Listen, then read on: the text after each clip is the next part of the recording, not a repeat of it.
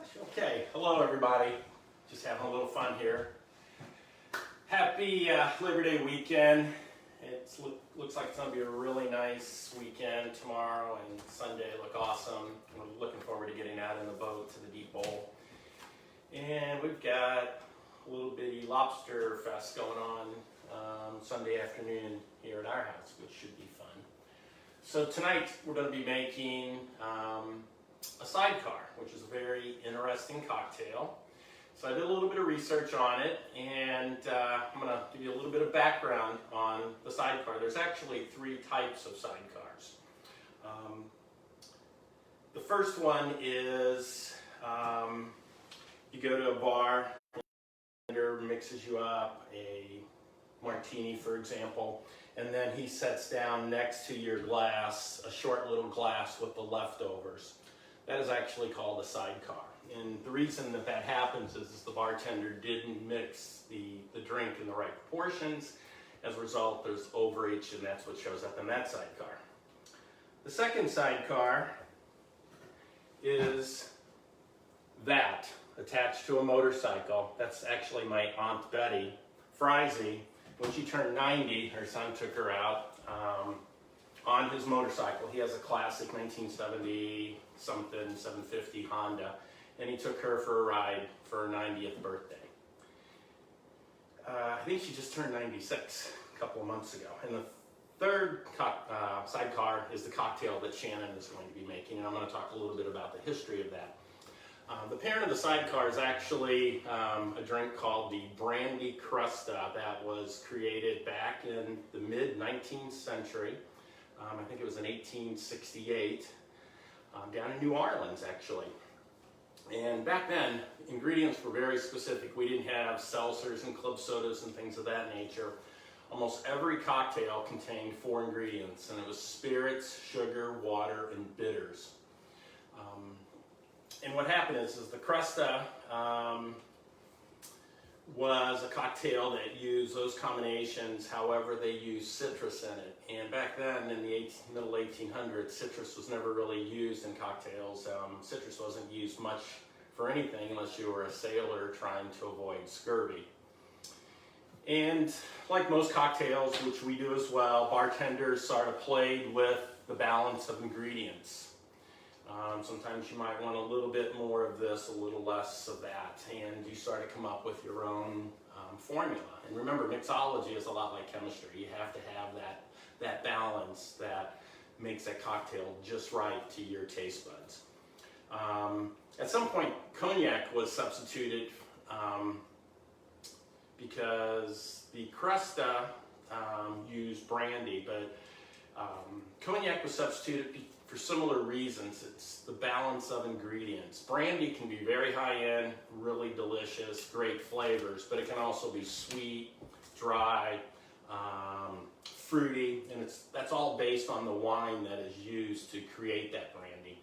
And cognac can also vary a little bit, but not as widely as what a brandy would be. So that's how cognac sort of got into the sidecar cocktail.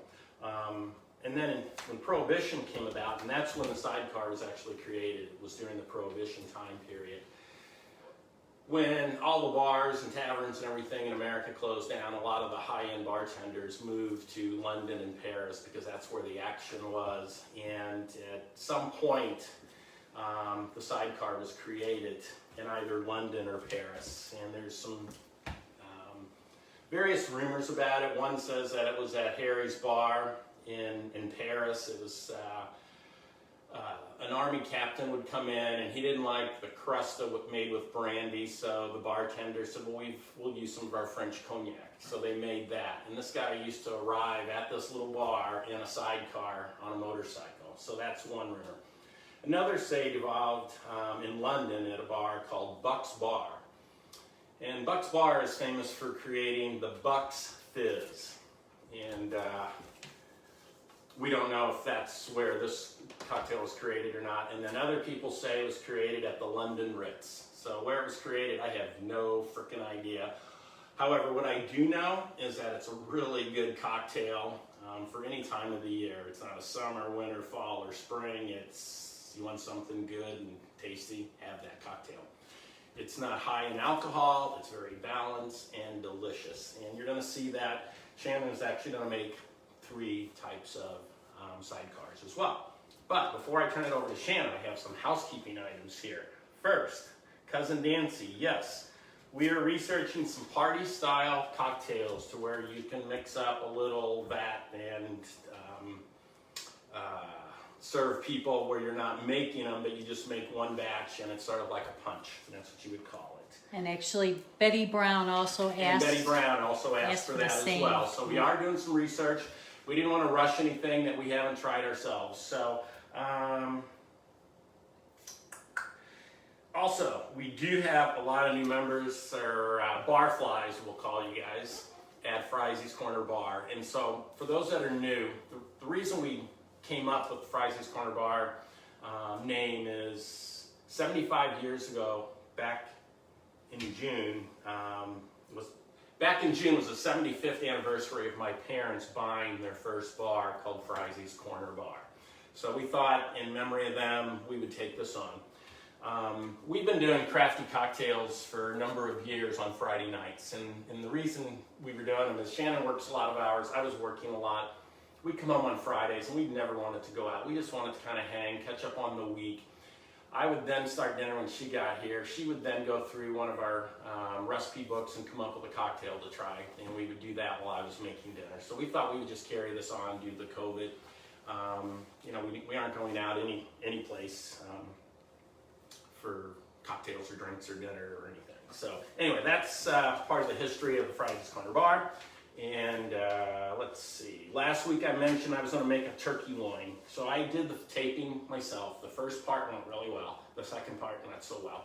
Really wasn't up to the standards that we're looking for and trying to maintain here. So we're going to start that process over. The recipe is still there. However, it's just the filming. I need a little help with that.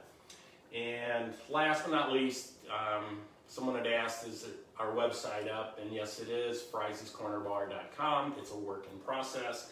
We're adding to it. We're trying to come up with some other ideas. So what we ask from you guys is let us know what you'd like to see, cocktails that you like, things of that nature. We do get feedback. We try to address those questions either here on this or through the website or Facebook. So without further ado, turning it over to the mixologist, Shannon Freezy. Good luck. Thanks. Okay, so I am going to make the 3 different versions of the cocktail. I'm going to start with the French version, only because all of the sidecars that I'm going to make tonight are made with cognac. Now, and the recipe, as Mike mentioned, either calls for brandy or cognac. Now, and a lot of people want to know what the difference is. Well, brandy is like sparkling wine is to champagne. You know, champagne is made in the Champagne region of France, just as cognac is made in the Cognac region of France. So it's and similar to bourbon is Kentucky, made in Kentucky. So cognac is made in France because it's made. It is a grape-based spirit. And the French have very strict rules, so there's a much more consistency in the quality and the taste of a cognac. So all of the recipes call for cognac. They also call for an orange liqueur. As I said last week, orange liqueur is a good staple liqueur to have in your liquor cabinet, and we are going to use Cointreau tonight. And then fresh squeezed and strained lemon juice. And then, so the 3 versions I'm going to make, and I'm going to make the French version, I'm going to make the English version, and then I'm going to make an American take off of the Sidecar, which was published in Death and Company's cookbook that has a different twist. So the French version is very simple. It's 1 part, 1 part, 1 part. So it's 1 part cognac, 1 part Cointreau, and 1 part lime juice. So this, the cocktail I'm going to make is I'm going to make 1 1/4 ounce of each component. So that is 1 ounce, and then that is a 1/4 ounce. I'm using this jigger in particular because it actually has a 1/4 ounce in with the 1 ounce measure. None of my other jiggers do. Then the same with the Contro.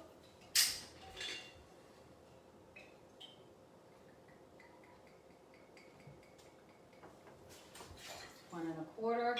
My voice tells me to pour off to the side so I don't get the any overflow in the drink. But I tend to actually, if you have a good jigger, it's not too hard to get the overflow. Is that lemon or lime juice you're using? That is lemon juice. So this is a classic sour cocktail. So it is more on the sour side. So I have the 3 ingredients in my shaker, and because there is lemon juice, and that means it's a shake. Oh, and I dropped my ice on the floor. Last week I did a nice job. No ice went on the floor. So combining ingredients, and as I said, we're not, busting up the ice. We're just really doing a quick stir, and you continue to shake. We're actually, the goal here is to dilute the cocktail with the water, and you want to continue shaking. I actually shake until the shaker gets so cold I cannot hold on to it any longer. I have my chilled coupe flask. Now, I'm going to quit stirring so you can hear what I'm saying. So, a lot of times the Sidecar is served with a sugar rim. And if you guys watched watched the P-Town video, you know how I feel about sugar rims. I do not like sugar rims.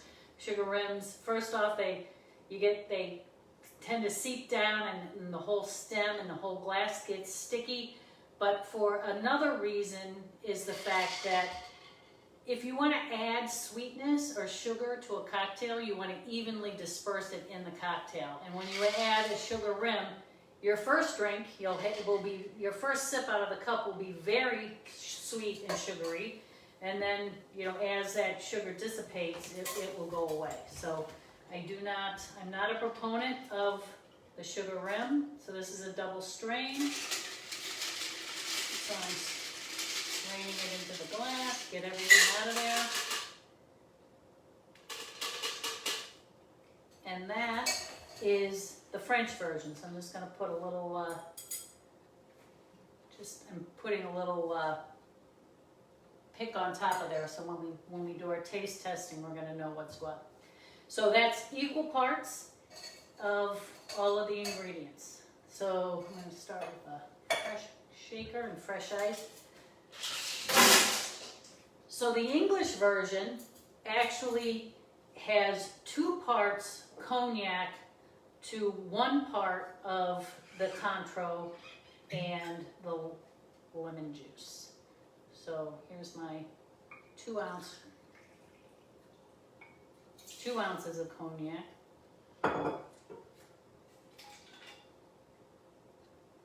To 1 ounce triple sec, or I should say Contro orange liqueur, and then 1 ounce of the lemon juice. So this cocktail is going to be more spirit forward.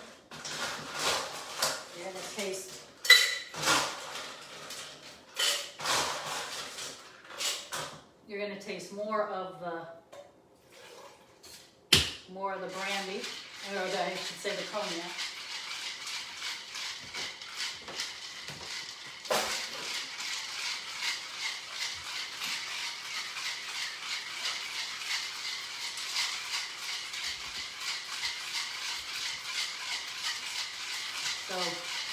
But it's a better, higher end brand, a French brand. It is.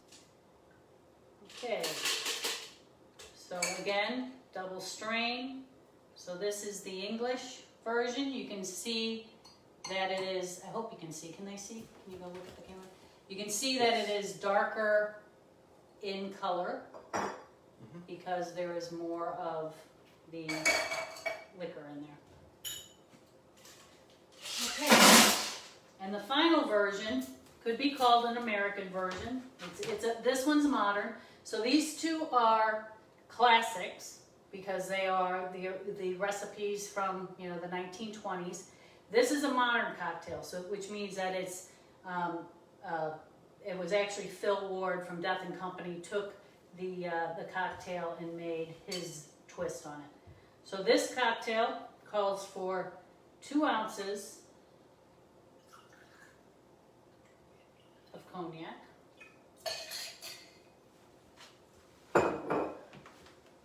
to a 1/2 ounce of triple sec. So this does not have as much triple sec in it as the other two. And what's gonna happen is then we're gonna put 3/4 ounces of lemon juice. So again, a little less lemon juice, so that means it's not gonna be as sour. And then to balance it out, we're gonna put a 1/4 ounce of simple syrup. So what sweet does to sour is it actually decreases the tartness of something. So if something's too tart, you can put sugar in to balance it out, like lemonade.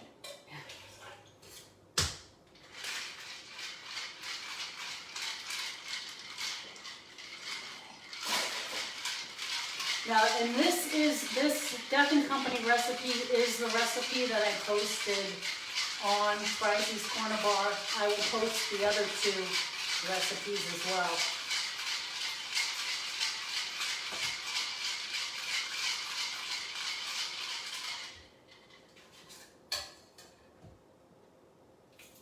And again, double strain. We'll find this strainer. So this cocktail has as much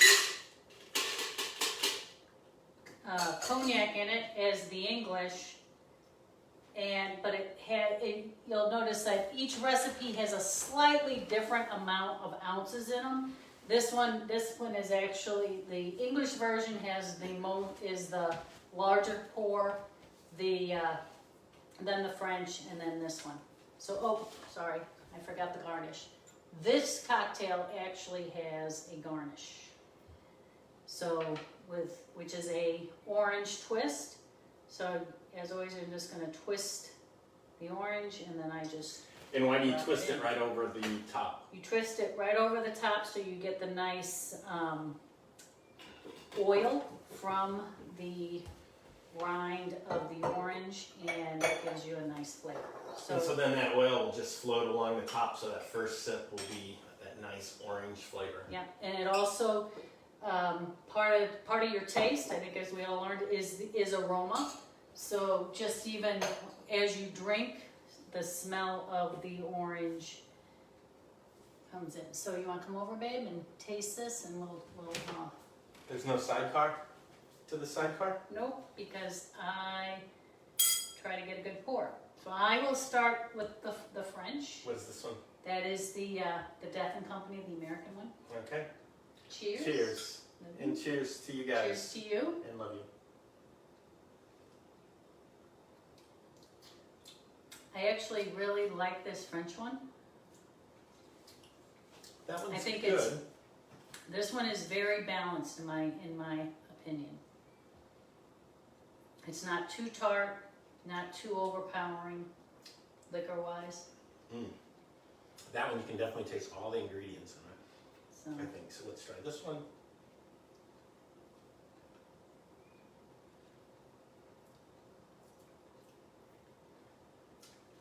Yeah, you can have those 2. So, anyway, cheers, everybody. Wait a minute, I haven't finished my sorry. critiquing. So this cocktail, you can taste more of the cognac. So to me, it has cognac has. I hate to say soapy, but I kind of feel like Scotch is a little bit soapy. It's that kind of that deep bitter flavor. And then I will try the Death and Company.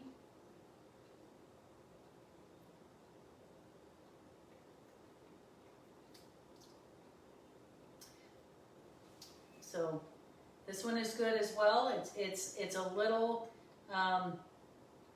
it's not as sweet, but you can taste all the flavors. But I will say my favorite Sidecar is the French, which is 1 part, 1 part, 1 part. Which one do you like? I don't know. I have to let you know tomorrow. So now we can. So cheers, everyone. Cheers. Hope you Have a great weekend. Have a Be good safe. weekend.